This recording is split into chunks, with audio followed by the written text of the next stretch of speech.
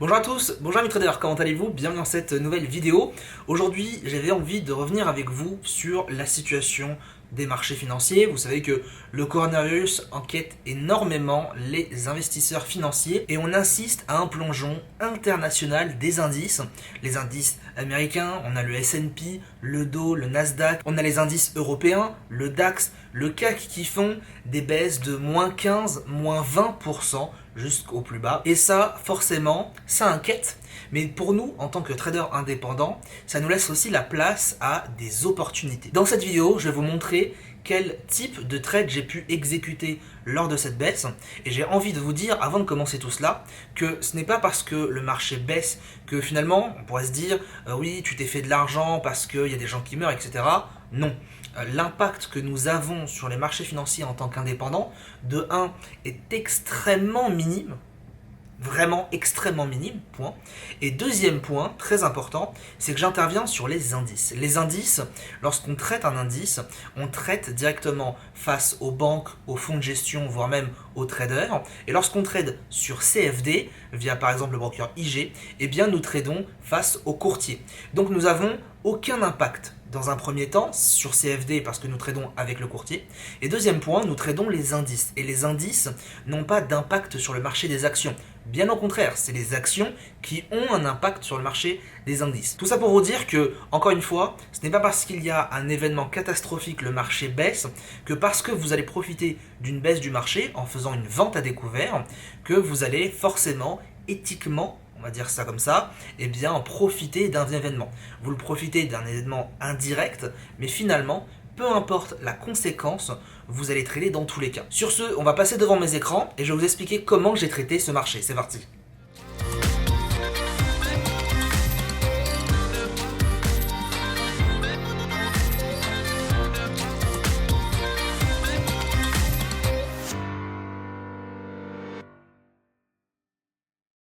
Ok, bon, alors vous voyez déjà que le décor n'est pas très habituel, je suis actuellement à Doha, je me dirige tout droit vers Bali où j'aurai la chance de vous tourner quelques vidéos puis à Dubaï. Aujourd'hui, donc pour mon premier jour à Doha, j'ai pu en fait faire un trade assez simple mais qui est très rémunérateur. Le trade que j'ai fait, c'est un trade à la vente sur le marché allemand, le marché des indices, les 30 plus grandes entreprises, vous le savez, qui m'a rapporté, on va dire, un bon petit pactole en termes de ratio, en termes de points, puisqu'effectivement, vous le voyez ici, 574 points, c'est ce que je peux faire, 577, 580, bon, le marché évolue énormément. J'ai vendu finalement ici. Vous voyez la flèche où elle pointe, j'ai vendu le marché du DAX à ce moment-là. Pourquoi j'ai vendu et comment j'ai pu repérer ce point d'entrée. C'est ça dont j'ai envie de parler avec vous parce qu'il y a un élément extrêmement important que beaucoup sous-estiment et qui, moi personnellement, m'a énormément aidé lors de mon apprentissage sur les marchés financiers et que j'ai pu partager ce matin en live atelier avec mes étudiants. Ce matin, on était en live atelier comme tous les vendredis et j'ai partagé la chose suivante. Pour pouvoir trader de manière efficace, il faut pouvoir définir un sens prioritaire. Quand vous allez trader, il est extrêmement important, à mon sens, de pouvoir toujours avoir un sens prioritaire. Qu'est-ce que ça veut dire? Ça veut dire qu'en gros, lorsque je vais analyser mes marchés, comme en ce moment, si je reviens dans l'historique de prix et je regarde la tendance, le mouvement de mon marché, à l'heure actuelle, le mouvement est plutôt baissier. Alors je vais pas parler de tendance parce que pour moi ce sont deux choses différentes. Une tendance est un ensemble de mouvements, un mouvement est un biais finalement assez court terme. Là, actuellement, la tendance pour moi n'est ni baissière ni haussière, elle est plutôt, on va dire, neutre. Par contre, le mouvement est clairement baissé. Vous le voyez ici, on est passé d'un sommet sur les environs de 13 800 jusqu'à un tout en bas à 11 516 points. Ce qui nous fait, en gros, une perte totale jusqu'ici de 16,72% à peu près, soit 2300 points de baisse. Ce qui est quand même assez énorme. L'idée est simple. Lorsque vous avez un marché, lorsque vous analysez, lorsque vous faites votre plan du jour, si vous ne faites pas déjà de plan du jour, si vous n'avez pas une mise en place comme un chef cuisinier qui irait cuisiner tous les matins, tous les midis dans son restaurant, si vous n'avez pas de plan tous les matins pour construire votre scénario, déjà il y a une erreur. Lorsque je vais arriver sur mes marchés, je vais constater et repérer, regarder le sens du mouvement. Quel est mon sens actuel? Actuellement, mon sens est baissier. Donc, eh bien, mes trades vont être orientés à la baisse. Alors bien sûr, il y a toute une étape, tout un procédé, j'utilise des indicateurs techniques pour m'aider à prendre la décision de quel est mon sens prioritaire. Effectivement, dans un marché comme celui-ci, c'est pas très compliqué, il n'y a même pas besoin d'indicateurs techniques, il faudrait juste regarder ses yeux et constater qu'effectivement c'est baissier, mais par moment, il y a des petites particularités que j'enseigne à mes étudiants qui nous donnent un double sens prioritaire, c'est-à-dire qu'on peut avoir à la fois un achat et à la fois une vente dans la même journée.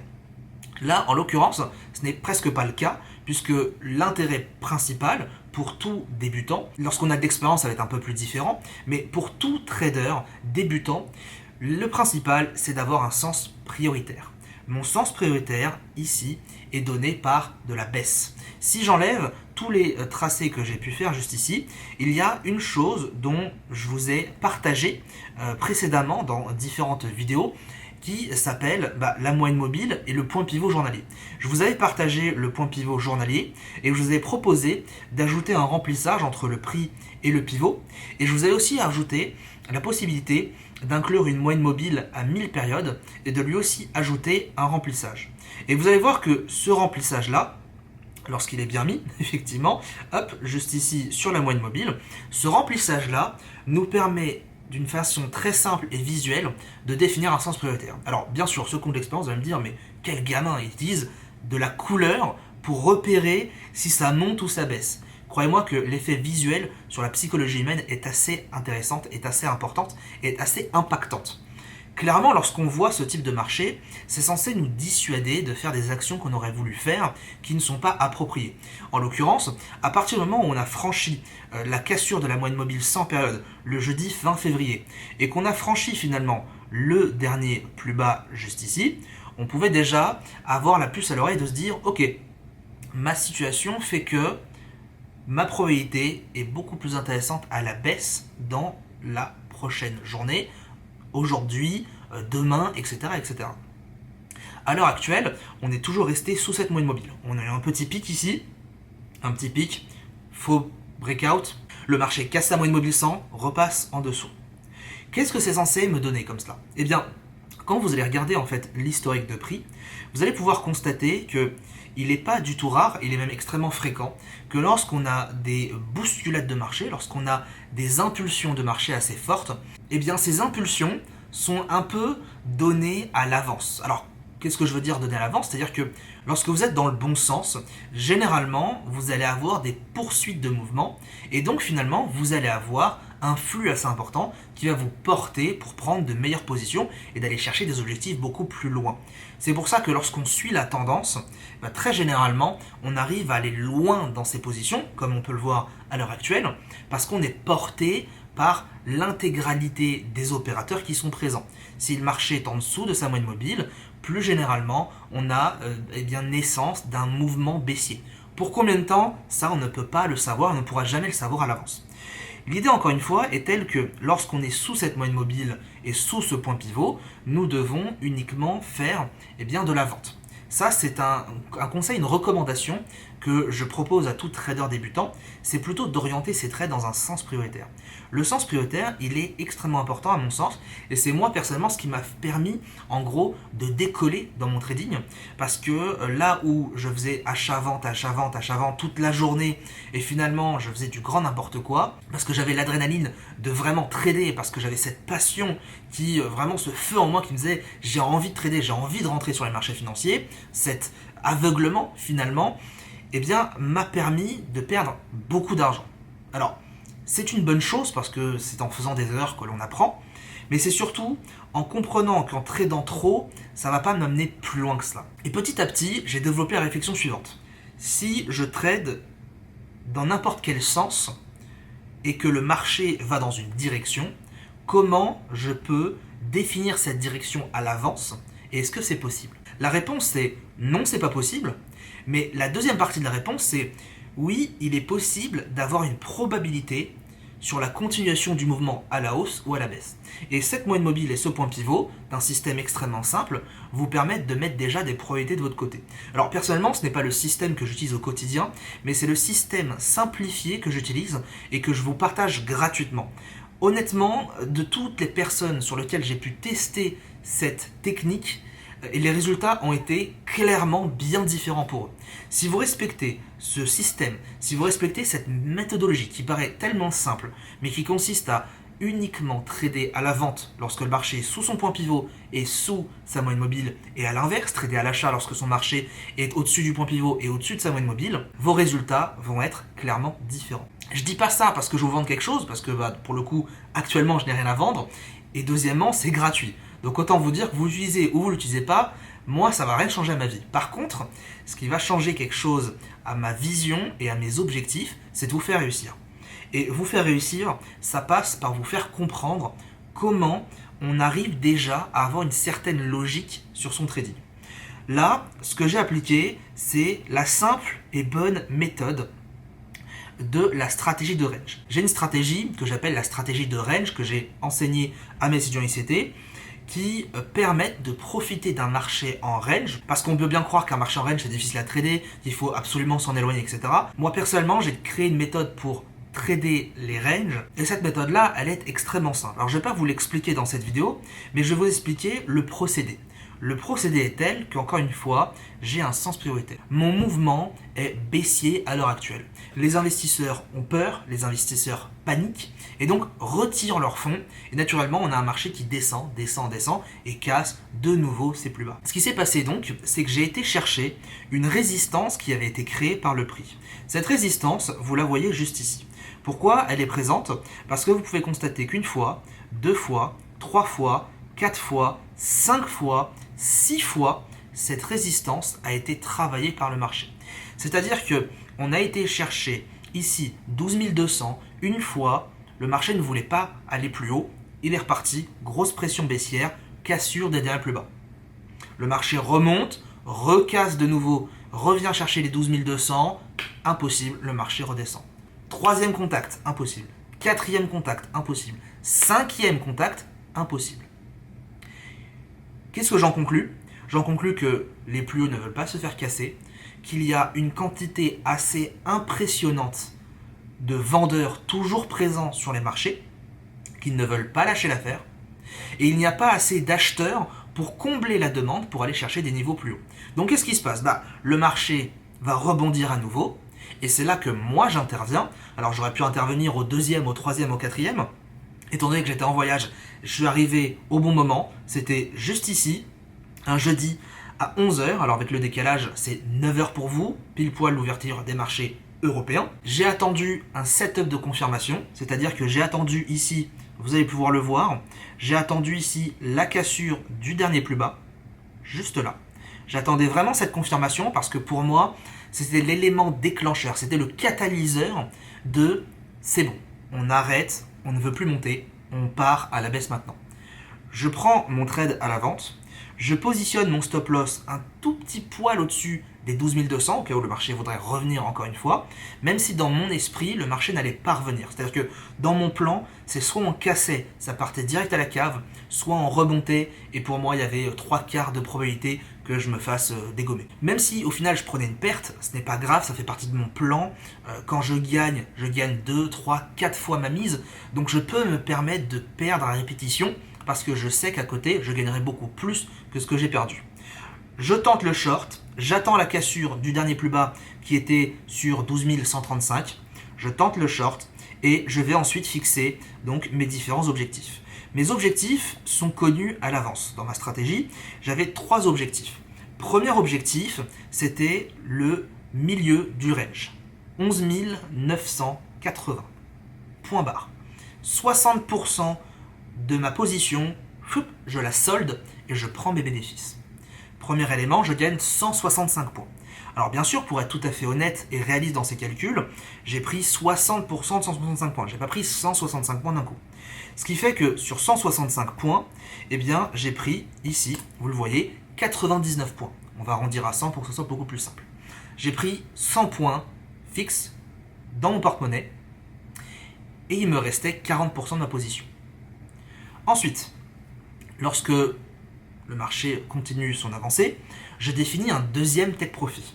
Mon deuxième TP se situe sur la partie basse du range. Il y avait un élément que j'ai noté qui était extrêmement intéressant pour moi, c'était l'élément du gap. Vous avez vu ici, vous avez un gap qui n'est pas comblé. Un gap, je le rappelle, c'est un trou de cotation qui intervient d'une journée à une autre lorsqu'il y a clôture du marché, voire même d'un week-end du vendredi au dimanche matin, lundi matin, lorsqu'il y a bien sûr fermeture le samedi-dimanche. Ce trou de cotation, pour moi, était un élément assez important d'aller viser, puisqu'en général, on a des acheteurs qui viennent récupérer un petit peu et travailler la zone. Et vous allez pouvoir même le constater, puisque au moment où le gap a été comblé, ici le gap est à 11 780, vous avez ici la clôture du marché et l'ouverture ici le mercredi matin. Donc c'est ce niveau que je cherchais, 11 779. Et bien vous allez pouvoir constater que on a eu un rejet du prix. C'est-à-dire qu'on a eu un marché qui pull back une fois, repart, pull back, repart. On a eu deux tests qui ont échoué sur le gap, et le marché ensuite, lorsqu'il a cassé le gap, part encore une fois à la baisse. Ça a été mon deuxième objectif, 350 points. Sur ce deuxième take profit, j'ai pris 30% de la position initiale. Il m'en restait 40, j'en enlève 30, il m'en reste 10. Donc j'ai gagné 350 points, en tout cas je l'ai sécurisé, c'est ça qui est extrêmement important. J'ai sécurisé 350 points à 0,30% de la position initiale. Ce qui me donne un gain de 105 points, plus les 99 initiales, ça me fait 204 points. Il me reste donc maintenant 10% de ma position, et mes 10% sont pour moi, pour ma stratégie, l'objectif d'un range. Sur celui-ci défini à 11 420, soit 720 points de gain. Pourquoi je parle de TP1, TP2, TP3 ? Peut-être vous allez vous dire, mais il est complètement fou. Pourquoi il ne prend pas juste un bon TP à 350 points ou à 165 points ? Pourquoi il se fait chier à faire ça ? Il y a un truc très important, c'est que si je m'embête à faire ça, c'est parce qu'il y a une chose que je mets en place depuis maintenant des années. Et retenez bien ça. Pour moi, et je l'ai dit sur mon compte Instagram, d'ailleurs si vous ne me suivez pas, Ibrahim Chauvin, bim, petit instant promo, excusez-moi, hein, vous m'envoyez désolé. Je dis une chose qui est importante et qui finalement est la philosophie de mon trading. En trading, il est impossible de prévoir quelque chose. Mais notre métier est de prévoir l'impossible. Et cette philosophie-là me force toujours à me sécuriser de 1. Et surtout, je ne savais pas moi que ça allait forcément casser de cette manière-là. Par contre, j'ai mis en place les outils pour me permettre de profiter de la baisse si jamais le marché continue. Vous voyez un petit peu l'intérêt ? C'est que, encore une fois, je ne sais pas à quel moment ça va baisser. Par contre, étant donné que j'ai plusieurs objectifs et que je sécurise ma position, je peux absolument tout me permettre. Si le marché était venu à mon TP1 et repart à la hausse, j'aurais pris 100 points. C'est très bien. Si le marché était revenu à 350 points, revient sur ma position, je gagne 200 points. Là maintenant, je vais viser le TP3. Le TP3, combien il va me faire gagner ? Le TP3, hop, il va me faire gagner 720 points à 10%. Pas besoin de calculette, 72 points. Lorsque l'on ajoute ça aux 220 points que l'on a gagnés, 202 points, pardon, juste ici, on gagne 275 points. Et je suis absolument confiant sur cette position, c'est-à-dire que qu'il aille au TP3 ou qu'il remonte et qu'il me fasse sortir sur ma position, moi personnellement, je m'en fous, j'ai fait la partie de mon travail. J'ai pris la position, j'ai analysé le marché, j'ai défini un sens prioritaire, j'ai tracé la zone de prix sur laquelle je voulais intervenir, j'ai patienté, extrêmement important, et ensuite, eh bien, j'ai géré ma position, TP1, TP2, TP3. Maintenant, ce que le marché veut faire, ce n'est plus mon problème. Maintenant, moi, je dois juste être spectateur, et lorsque j'irai chercher mon troisième TP, eh bien, je clôture ma position, et basta. C'est ça, mon métier de trader. Sur 275 points, imaginons que je gagne mon TP3, même si je ne le gagne pas, ça me fait quand même 200 points de clôturé dans tous les cas. Mon stop loss initial était de 70 points. 70 points, avec les 3 TP, ça me fait un ratio de 4. Si je gagne mes 202 points, que je divise donc par 70, j'ai un ratio de 2,8. Un ratio de 2,8, ça veut dire quoi ? Ça veut dire que si j'ai investi 100 euros, j'en récupère 280. Si j'ai investi 1000 euros, j'en récupère 2800. Si j'ai investi 10 000 euros, j'en récupère 28 800. Et ainsi de suite, et ainsi de suite, et ainsi de suite. Je fais des chiffres à zéro pour que vous puissiez comprendre. Je vois pas l'intérêt de vous communiquer combien j'ai gagné, puisque ça n'a aucun intérêt pour vous, juste pour moi, d'aller me payer des pubs. Je rigole, bien sûr, quoique. Toujours est-il qu'en gros, l'idée principale est toujours la même. C'est, on fait en sorte de pouvoir, entre guillemets, rendre l'impossible possible. Et ce principe-là, dans un premier temps, c'est définir un sens prioritaire. je mets la probabilité de gain de mon côté en définissant un sens prioritaire. Je suis acheteur ou je suis vendeur. Quand on est débutant, je vous conseillerais toujours un des deux pour commencer. C'est comme ça qu'on acquiert de l'expérience. Je suis acheteur ou je suis vendeur. Deuxième point, j'analyse mes zones. Sur quel niveau je veux rentrer. Et troisième point, je gère ma position pour qu'elle puisse respirer. Laissez vos positions respirer. Vous les étouffez comme pas possible en allant clôturer le plus tôt possible lorsque vous avez gagné 10 points, 20 points, etc. Vous allez gagner 10 points. À quoi ça sert? Vous allez acheter un kebab le soir, vous allez le manger, vous allez apprécier. Le lendemain matin, vous revenez, vous n'avez pas défini un sens prioritaire, vous perdez et vous allez le rembourser. Et oui, c'est ça la triste réalité. Pourquoi aller chercher des petites positions quand vous pouvez, grâce à une bonne méthodologie, aller chercher beaucoup plus loin? Mais ça, c'est normal, ça prend du temps. La psychologie fait que c'est difficile de se retenir, de sécuriser ses gains. C'est normal. Quand on n'a pas forcément de plan et pas forcément l'habitude de gagner, ça peut paraître vraiment difficile de s'empêcher de prendre des gains plus lointains. Ce qui est d'ailleurs assez ironique finalement.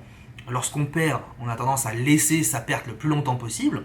Et lorsqu'on gagne, on a l'impression que putain, le marché il va vite repartir à la hausse, il faut vite que je prenne mes bénéfices. Chill les gars, relax. Quand vous êtes sur un bon point d'entrée, le marché baisse. Là, qu'est-ce qui peut m'arriver techniquement? Je vous pose la question, qu'est-ce qui peut m'arriver techniquement?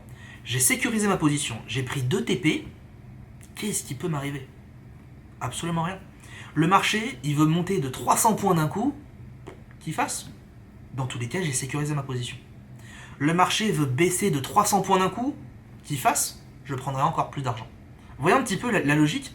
Quand vous arrivez à vous sécuriser et à comprendre que votre plan est réfléchi et appliqué de manière logique, déjà, à mon sens, et c'est ce qui a été en tout cas appliqué pour moi, parce que je vous donne vraiment mon ressenti, à mon sens, j'ai arrêté de paniquer. Oh putain, est-ce que je vais être rentable? Est-ce que j'arrive vraiment à trader? Est-ce que le trading c'est fait pour moi? Comment je vais faire pour vivre de mon trading? Je sais que j'ai une méthode, elle fonctionne. Maintenant, le seul moment où la méthode elle va capoter, c'est à cause de moi et c'est à cause de ça. Et puis c'est à cause de ça aussi. C'est à cause de mes émotions, de ce que je vis, de ce que je ressens. Je suis influencé en permanence. Donc l'idée est de se désinfluencer le maximum en ayant un plan strict, bien appliqué et en ayant le moins d'intervention humaine possible. Rebonjour à tous, je vous fais un petit cut dans la vidéo pour vous faire une conclusion finale. Je suis actuellement à Dubaï, juste ici, et la situation a clairement dégénéré. Quand je vous ai fait la vidéo, je vous parlais de est-ce que je vais obtenir ce TP numéro 3. Vous voyez ici, le TP numéro 3, il était juste là. La réponse est la suivante. Voilà ce qui s'est passé entre temps. Hop, je dézoome et regardez un petit peu la situation du marché. Juste ici, 2500 points d'encaissés, au lieu des 720 points qui étaient déjà un très bel objectif au niveau du ratio. Voici ce que j'ai encaissé et que je vais pouvoir enfin clôturer sur ma position. Et c'est vraiment intéressant parce que, encore une fois, ça vous montre clairement l'efficacité d'arriver à avoir un système qui va potentiellement prévoir l'impossible. C'est ça l'intérêt. L'intérêt, c'est de gérer sa position. J'ai même envie de vous dire une chose pour conclure cette vidéo, c'est que gérer sa position, accompagner sa position continuellement tant que ça baisse si vous êtes à la vente ou tant que ça monte si vous êtes à l'achat, est pour moi peut-être encore plus important que de prendre la position en elle-même. Ça veut dire que même si vous vendez ici, un petit peu plus bas, un peu plus bas, un peu plus bas, à la sortie du range, à la cassure, au gap, etc., peu importe où vous vendez, gérer sa position, c'est encore plus important parce que c'est ça qui va vous faire gagner beaucoup plus d'argent. C'est pas juste prendre une position et la clôturer au milieu, c'est prendre la position, clôturer une partie au milieu, clôturer une partie en bas, clôturer une partie à la sortie, clôturer une partie, etc., etc. C'est ça en fait l'intérêt. C'est ça l'intérêt premier d'un bon trading, c'est gérer sa position intelligemment. Et là, on a un exemple parfait, puisque même sur le marché du Dow Jones, juste là, eh bien, je suis sur une position qui fait 5500 points, puisque je vends quasiment au plus haut, et j'ai pu justement déceler petit à petit des prises de bénéfices pour vendre le marché encore et encore, et encaisser un bénéfice d'autant plus important que le marché évolue à la hausse ou à la baisse. Voilà pour cette vidéo, j'espère qu'elle vous aura permis de réfléchir un peu plus sur votre manière de trader. Si vous m'avez découvert sur cette vidéo, je vous invite à vous abonner sur la chaîne, à suivre mon actualité, Instagram Ibrahim Chauvin, la page Facebook Ibrahim Chauvin Trading, à laisser un pouce bleu pour faire connaître la chaîne et me montrer que vous avez aimé ce contenu. On se retrouve pour une prochaine vidéo, très bonne journée à tous et à bientôt, ciao ciao.